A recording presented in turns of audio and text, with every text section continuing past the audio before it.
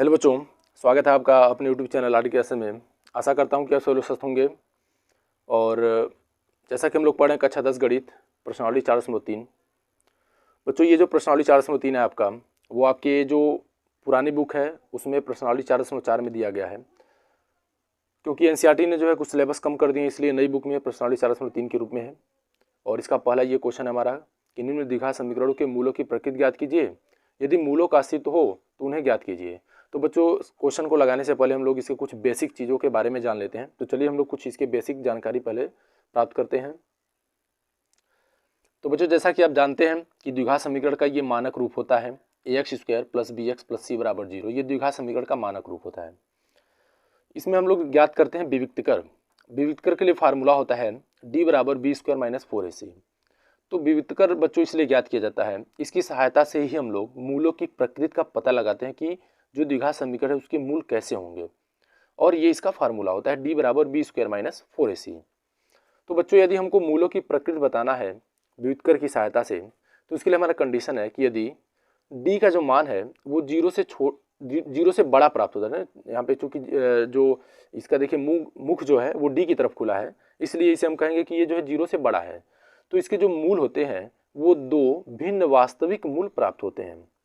0 से बड़ा होने का मतलब क्या हो गया, ये जो हमारा विविक्तकर होगा, यानी कि जब हम लोग b² - 4ac को हल करेंगे तो उसका जो मान होगा वो जैसे 1 हो गया, 2 हो गया, 3 हो गया, 4 हो गया, 5 हो गया, ये सब यदि प्राप्त होते हैं तो ये जो हमारा मूल वास्तविक होगा और दो अलग अलग होंगे। ठीक है ना, दो भिन्न मतलब होगा कि दो अलग अलग और वास्तविक मूल प्राप्त होंगे।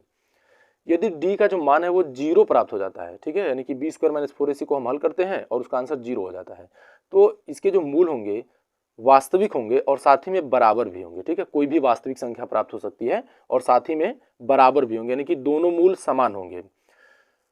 तीसरा जो है हमारा, यदि d का मान 0 से छोटा है तो कोई वास्तविक मूल नहीं है, यानी कि d का मान, यानी इसको जब हल करने पे यदि इसका आंसर जैसे -1 हो गया, -2 हो गया, -3 हो गया, -6 हो गया, -7 हो गया, ये सब प्राप्त होता है तो कोई भी वास्तविक मूल प्राप्त नहीं होता है। ठीक है, तो ऐसी स्थिति में हम क्या करते हैं, अब यदि ये दोनों स्थितियां आती हैं, d का मान 0 से बड़ा है और d का मान 0 के बराबर है, तो यहाँ पे हमें देखने को मिलते हैं कि दो जो है, देखिए यहाँ पे भी 2 और यहाँ पे भी 2, यानी कि दो मूल प्राप्त होते हैं। लेकिन यहाँ पे भिन्न यानी कि अलग अलग होते हैं और यहाँ पे बराबर होते हैं।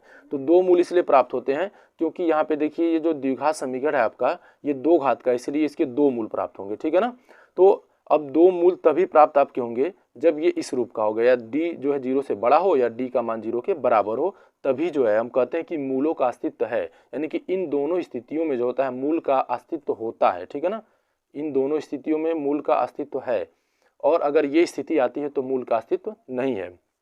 तो जब बच्चों मूल का अस्तित्व होता है तो उस मूल को हम ज्ञात कैसे करेंगे। तो इसके पहले वीडियो में हम लोगों ने गुणनखंड विधि से द्विघात समीकरण के मूलों को प्राप्त किया है, लेकिन यहाँ पे हमारा एक फार्मूला है कि यदि हमारा द्विघात समीकरण है ax² + bx + c = 0 है, तो इसके जो मूल होंगे ना वो x बराबर क्या होंगे, -b ± कौड़ी में b² - 4ac/2a। ये इस फार्मूले की सहायता से आप इसके मूल प्राप्त कर सकते हैं। तो चलिए हम लोग बढ़ते हैं अब अपने क्वेश्चन की तरफ। तो बच्चों, ये हमारा पहला क्वेश्चन है 2x² - 3x + 5 = 0। इसको हल करना है। सबसे पहले हमारा काम यह है कि इसकी मूलों की प्रकृति बताना है। यदि इसका अस्तित्व है तो उसे हम लोगों को उन मूलों को ज्ञात करके दिखाना है। ठीक है, तो यहाँ पे सबसे पहले हम क्या करेंगे कि हम लोग इससे तुलना कर लेते हैं। जो द्विघात समीकरण का मानक रूप है ax² + bx + c = 0 से तुलना करने पे, ठीक है ना, तुलना करने पर, तो जब हम लोग इससे तुलना करेंगे तो a का जो मान होगा वो क्या प्राप्त होगा, 2, b का जो मान होगा वो क्या प्राप्त होगा, -3, और c का जो मान है वो क्या प्राप्त होगा, 5। ठीक, अब हम लोग क्या करेंगे कि यहाँ पे जो है हम लोग इसको ज्ञात कर लेते हैं विविक्त कर d = b² - 4ac। ठीक, अब जो है हम लोग यहाँ पे b का मान रखते हैं -3, फिर उसके बाद 4 गुणे a का मान रखेंगे 2 और c का मान रखेंगे 5। ठीक, तो 3 का स्क्वायर करेंगे तो 9 हो जाएगा, ये 4 दूनी 8, 8 × 5 = 40 हो जाएगा। देखिए इनको घटाएंगे हम लोग तो -31 आएगा। तो देखिए बच्चों, d का मान माइनस में आ गया, तो इसका मतलब क्या होगा कि d जो है आपका 0 से छोटा हो गया। तो आपको हमने कंडीशन बताया है। देखिए अगर हमारा डी का मान 0 से छोटा प्राप्त होता है तो कोई वास्तविक मूल नहीं है। तो यहाँ पे हम क्या लिख देंगे, वास्तविक मूल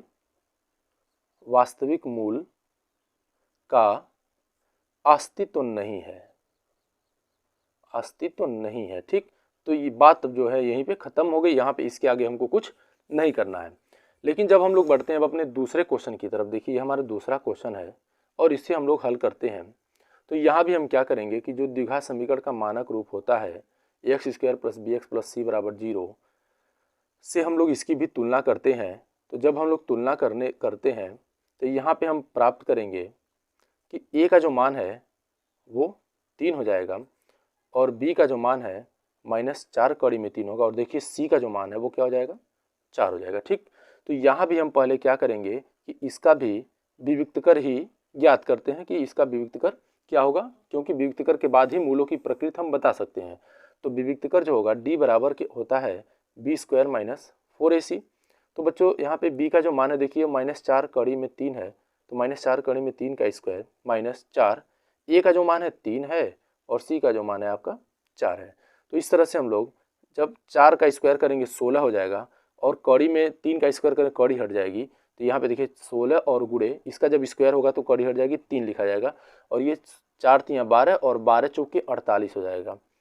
और यहाँ पर भी हमारा क्या हो जाएगा, 16 तियाँ 48 और 48 में से 48 घटाएंगे तो इस तरह से क्या हो गया, 0 प्राप्त होता है। तो बच्चों आपको बताया गया था कि यदि हमारा 0 प्राप्त होता है यहाँ पे तो 2 बराबर वास्तविक मूल हो जाएंगे ना, d बराबर 0 पे 2 बराबर वास्तविक मूल। तो इसका मतलब है कि यहाँ पे हमारा वास्तविक मूल का या वास्तविक मूलों का अस्तित्व है, अस्तित्व है। तो बच्चों यदि मूलों का अस्तित्व है तो चलिए हम लोग इसके मूलों को ज्ञात करते हैं। तो मूलों को ज्ञात करने के लिए हमने फार्मूला बताया था x बराबर -b ± कड़ी में b² - 4ac और बट्टे में 2a। तो प्यारे बच्चों b का जो मान है वो आप देख पा रहे होंगे -4 कड़ी में 3 है। तो यहाँ पे हम क्या लिखेंगे, -4 कड़ी में 3 लिखेंगे, लेकिन यहाँ पे पहले से ही एक माइनस लिखा है, इसलिए इस माइनस को लिख करके इसको कोष्टक में लिख देंगे -4 कड़ी में 3 प्लस माइनस कड़ी में ये देखिए b² - 4ac को हमने हल किया, क्या है इसका आंसर 0 है, तो यहाँ पे 0 रख देंगे और बटे में 2 गुणे a का जो मान है वो क्या है 3 है, 2 गुणे 3 हो जाएगा। ठीक, ये माइनस माइनस प्लस हो गया, 4 कड़ी में 3 और ये तो 0 ही हो जाएगा, उसको छोड़ सकते हैं और बट्टे में आपका 6 हो जाएगा। ठीक, हम लोग ऊपर नीचे जो है इस कड़ी में 3 से गुणा कर देते हैं, तो ये कड़ी का कड़ी से गुणा होगा, कड़ी हट जाएगी और नीचे हो जाएगा 6 कड़ी में 3, ये 3 दूनी 6 हो जाएगा और 2 दूनी 4 हो जाएगा, 2 बटे कड़ी में 3। तो इसके 2 मूल जो हो जाएंगे, अतः 2 बराबर मूल। ठीक ना, देखिए यहाँ पे एक ही मूल प्राप्त हुआ है, लेकिन हमने कंडीशन में देखा था कि इसके जो मूल होंगे अगर 0 आता है तो बराबर होंगे, तो 2 बराबर मूल आपके ये हो जाएंगे 2 बटे कड़ी में 3, 2 बटे कड़ी में 3 है। ठीक है, इसके बाद हम लोग बढ़ेंगे अपने तीसरे नंबर क्वेश्चन की तरफ। ये आपके जो है इसके 2 बराबर मूल हो गए, 2 बराबर मूल हो गए, 2 बटे कड़ी में 3, 2 बटे कड़ी में 3। इसके बाद ये हमारा तीसरा क्वेश्चन है 2x² - 6x + 3 = 0। तो यहाँ पर भी हम क्या करेंगे, ax² + bx, ये द्विघात समीकरण का मानक रूप है, ax² + bx + c = 0 से तुलना करने पर, ठीक है ना, से तुलना करने पर, इससे जब हम लोग तुलना करेंगे तो a का जो मान होगा वो क्या प्राप्त होगा, 2, b का जो मान होगा वो -6 प्राप्त होगा और c का जो मान होगा वो क्या प्राप्त होगा, 3 पर। देखिए यहाँ पे a की जगह पे 2 है, b की जगह पे -6 है और c की जगह पे देखिए यहाँ पे 3 है। यहाँ भी हम लोग पहले क्या करेंगे कि इसका भी विविक्तकर ही प्राप्त कर लेते हैं कि विविक्तकर क्या होगा। तो विविक्तकर d बराबर होता है b² - 4ac। तो बच्चों b का जो मान है वो -6 है, तो -6 लिखेंगे, -6 का स्क्वायर -4 गुणे a का मान 2 है और c का मान क्या है, 3 है। ठीक है, तो 6 का स्क्वायर हम लोग करेंगे तो 36 हो जाएगा और ये 4 दूनी 8, 8 त्रिक 24 हो जाएगा। तो अगर इसको हम लोग घटाते हैं तो 36 में से 24 जब घटेगा तो हमारे पास बचेगा 12। तो ये देखिए जो d का मान है वो 0 से बड़ा प्राप्त हो गया ना, क्योंकि प्लस में आया है। तो इसका मतलब है कि मूलों का जो है, मूलों का यहाँ पे वास्तविक मूलों का अस्तित्व है। ठीक है, वास्तविक मूलों का अस्तित्व है। तो यदि वास्तविक मूलों का अस्तित्व है तो उस वास्तविक मूल को हमको ज्ञात करना है। इसके लिए हम क्या लगाते हैं, x बराबर माइनस बी प्लस माइनस कड़ी में बी स्क्वायर माइनस 4ac और बटे में 2a। ठीक है, तो b का जो मान है वो क्या है बच्चों, देखिए b का मान -6 है और ऑलरेडी हम माइनस लगाए तो -6 प्लस माइनस कड़ी में देखिए बी स्क्वायर माइनस 4ac का मान अभी हम लोगों ने इसको हल किया है तो 12, यहाँ पे 12 लिख देंगे और 2 गुणे a का जो मान है वो क्या है 2 है तो 2 लिख देंगे। ठीक है, इसके बाद जब हम लोग इसको आगे सॉल्व करते हैं तो ये देखिए माइनस माइनस प्लस हो जाएगा, प्लस माइनस और 12 का गुणनखंड करेंगे 2 गुणे 3 हो जाएगा, 2 दूनी 4, 4 3 12। ठीक है, और ये नीचे 2 दूनी 4 हो गया। फिर इस तरह से 6 प्लस माइनस, ये देखिए इसका जोड़ा बन जा रहा है तो ये कौड़ी से बाहर निकल जाएगा और बटे में 4 हो जाएगा। यहाँ से हम लोग क्या कर सकते हैं कि 2 कॉमन कर सकते हैं, 2 कॉमन करेंगे तो 3 प्लस माइनस कौड़ी में 3 और बटे में 4 हो जाएगा। और फिर इस तरह से 2 दूनी 4 हो गया, 3 प्लस माइनस कौड़ी में 3 बटे 2 जो है ये प्राप्त होगा। तो इसके जो 2 मूल हो जाएंगे, यहाँ पे देखिए दोनों जो मूल है वो अलग अलग है ना। 2 मूल कौन कौन से हो गए, एक जो हो जाएगा 3 प्लस कौड़ी में 3 बटे 2 और दूसरा जो मूल हो जाएगा 3 माइनस कौड़ी में 3 बटे 2। देखिए यहाँ पे प्लस और माइनस दोनों यूज है, इसीलिए 3 प्लस कौड़ी में 3 बटे 2 और 3 माइनस कौड़ी में 3 बटे 2 है। ठीक है, अब हम लोग बढ़ेंगे क्वेश्चन नंबर 2 की तरफ। तो बच्चों ये हमारा जो है दूसरा क्वेश्चन है कि निम्न प्रत्येक द्विघात समीकरण में k का ऐसा मान ज्ञात कीजिए कि उसके 2 बराबर मूल हों। यानी कि इसमें से ये जो दोनों द्विघात समीकरण दिए गए हैं इसके लिए k के ऐसे मान ज्ञात, k का मान ज्ञात करना है जिससे 2 बराबर मूल प्राप्त हो। ठीक है ना, तो चलिए हम लोग इस क्वेश्चन को जो है हल करके देखते हैं। तो बच्चों ये हमारा पहला क्वेश्चन है 2x² प्लस kx प्लस 3 बराबर 0 और इसमें हम लोगों को k का मान बताना है। तो यहाँ भी सबसे पहले हम क्या करेंगे कि ax² plus bx plus c बराबर 0 से तुलना कर लेते हैं। तो जब हम लोग तुलना करेंगे तो यहाँ पे हम सबका मान प्राप्त कर लेंगे। a का जो मान है वो 2 हो गया और देखिए b का मान क्या हो गया, k हो गया और c का जो मान है बच्चों वो 3 हो गया। तो आपको पता होगा यदि मूल बराबर है तो हमने फार्मूले में बताया है कि d का जो मान होता है वो क्या होता है, 0 होता है। ठीक है ना, यदि दोनों मूल बराबर हैं तो d का जो मान होता है वो क्या होता है, 0 होता है। तो d मीन्स हो गया 4b स्क्वायर माइनस 4ac का जो मान होगा वो क्या होगा, 0 होगा। तो यहाँ से b का मान क्या हो जाएगा कि k, तो k का स्क्वायर 4 गुणे फिर ये a का मान 2 है तो 2 लिखेंगे और c का मान 3 है तो 3 लिखेंगे। तो इस तरह से k स्क्वायर माइनस 24 हो जाएगा बराबर 0 और k स्क्वायर बराबर हो जाएगा 24 को 0 की तरफ करेंगे तो प्लस में हो जाएगा। तो k बराबर हो जाएगा कौड़ी में 24 और इस तरह से 24 का गुणनखंड कर देंगे, 2 दूनी 4। यहाँ पे देखिए इस तरह से आप गुणनखंड कर सकते हैं, 2 से काटेंगे तो 12 होगा, फिर 2 से काटेंगे तो 6 होगा, फिर 2 से 3 और फिर 3 से कटेगा तो 1 हो जाएगा। ठीक है ना, इस तरह से 2 गुणे 2 गुणे 2 और गुणे 3 हो जाएगा। तो यहाँ पे इसका जोड़ा बन जा रहा है तो ये 2 बाहर निकल जाएगा और कौड़ी में 6 अंदर आ जाएगा। ठीक, ये इसका आंसर होगा, k का मान 2 कौड़ी में 6 प्राप्त हुआ। फिर इसके बाद हम लोग दूसरे का जो है दूसरा क्वेश्चन हल करते हैं। तो बच्चों ये हमारा क्वेश्चन नंबर 2 है कि x कोष्टक में x माइनस 2 प्लस 6 बराबर 0। तो सबसे पहले हम लोग थोड़ा इसे सॉल्व करके मानक रूप में बना लेते हैं।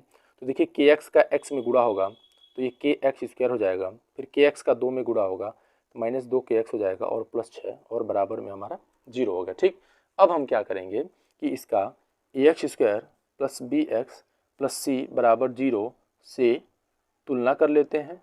ठीक है, तो जब इससे तुलना करेंगे तो देखिए a का जो मान है वो क्या हो जाएगा, k हो जाएगा, b का जो मान है वो माइनस 2k हो जाएगा, देखिए यहाँ पे माइनस 2k है, और c का जो मान है बच्चों वो आपका 6 हो जाएगा। ठीक है ना, क्योंकि यहाँ पे देखिए एक्स स्क्वायर का गुणांक a है और यहाँ पे एक्स स्क्वायर का गुणांक k है तो इसीलिए a बराबर k रखा जाएगा। यहाँ पे x का गुणांक b है और यहाँ पे x का गुणांक माइनस 2k है तो इसलिए b का मान माइनस 2k रखा जाएगा और ये अचर और ये भी अचर है तो c बराबर 6 रखा जाएगा। ठीक, और फिर यही कंडीशन यहाँ पे करते हैं कि यदि मूल बराबर हैं, यदि मूल बराबर हैं, ठीक, तो d का जो मान होता है वो क्या 0 के बराबर आता है, जिसको हमने पीछे बताया है।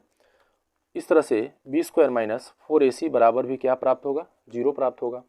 तो यहाँ पे सबका मान रख देते हैं। देखिए b का जो मान है वो क्या है, माइनस 2k है तो यहाँ माइनस 2k रखेंगे, माइनस 2k का स्क्वायर हो जाएगा माइनस 4 गुणे ए का मान जो है के है तो के रख देंगे, और सी का मान 6 है तो 6 रख देंगे, और बराबर में आपका 0 हो जाएगा। ठीक, इसके बाद जो है 2k का जब हम लोग स्क्वायर करेंगे तो ये 4k स्क्वायर हो जाएगा, ये माइनस हट जाएगा क्योंकि -2 का स्क्वायर करेंगे तो +4 हो जाता है। और यहाँ पे देखिए 4 छके 24 हो जाएगा, तो ये -24 हो गया, 24k हो जाएगा। ठीक है ना, -24k बराबर 0 हो जाएगा। इसके बाद हम लोग क्या कर सकते हैं कि यहाँ से 24k को दूसरे साइड में इसका पक्षांतर कर सकते हैं। ये 24k उधर जाएगा तो प्लस हो जाएगा, k को इसको बटे में ले लेंगे k स्क्वायर के, और फिर यहाँ पे लिख देंगे 24/4। तो ये 4 छके 24 और ये k से k कटेगा, तो k का जो मान आएगा वो बच्चों वो 6 प्राप्त होगा। इस तरह से ये हमारा क्वेश्चन नंबर दूसरे का हल था। ठीक है, तो आगे के जो क्वेश्चन है, क्वेश्चन नंबर 3, क्वेश्चन 4 और क्वेश्चन नंबर 5, इसको हम लोग अगले वीडियो में करेंगे। और तब तक के लिए आप सभी को वीडियो को देखने के लिए बहुत बहुत धन्यवाद।